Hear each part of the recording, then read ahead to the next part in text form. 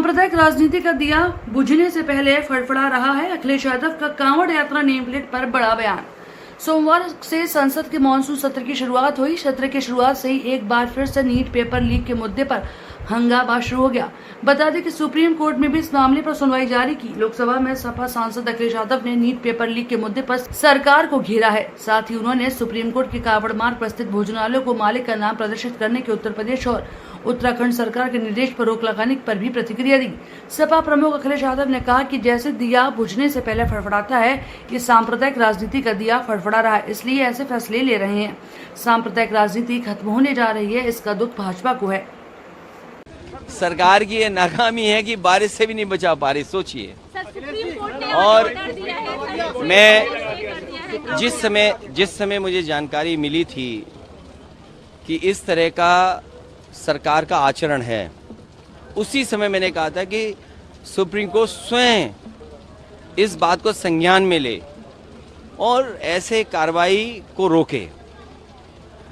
जैसे दिया बुझने से पहले फड़फड़ाता है, जो सांप्रदायिक राजनीति खत्म हुई है, ये सांप्रदायिक राजनीति का दिया फड़फड़ा रहा है, इसलिए फैसला ले रहे हैं। इसीलिए फैसला चाहे इस बात का लिया जा रहा हो कि दुकानों में या और संस्थाओं में नाम लिखा जाए।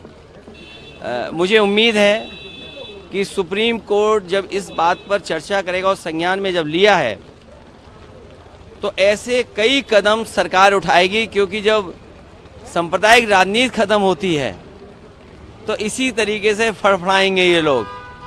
और उसी तरीके से आपने देखा होगा कितने दिनों लगा हुआ प्रतिबंध, उस पाबंदी को भी हटा दिया है। तो सांप्रदायिक राजनीति खत्म होने जा रही है, इसका दुख भारतीय जनता पार्टी को है।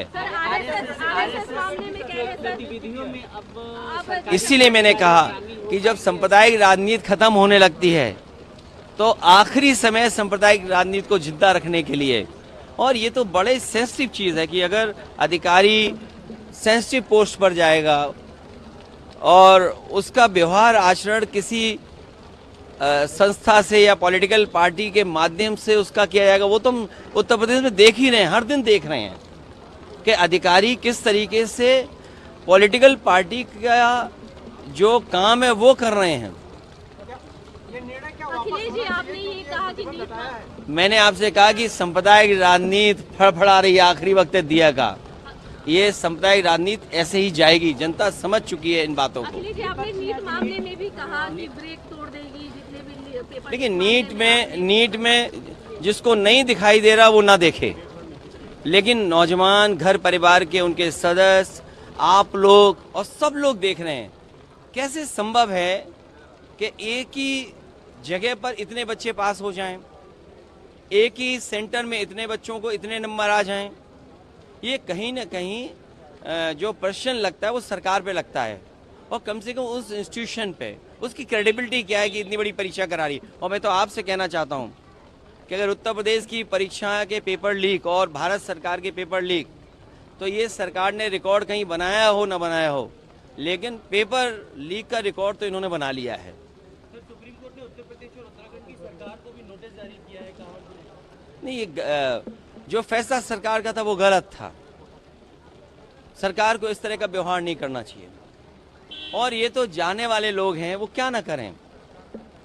अभी और देखिए क्या क्या और करती है सरकार। 100 वाला ऑफर अभी भी वैलिड है?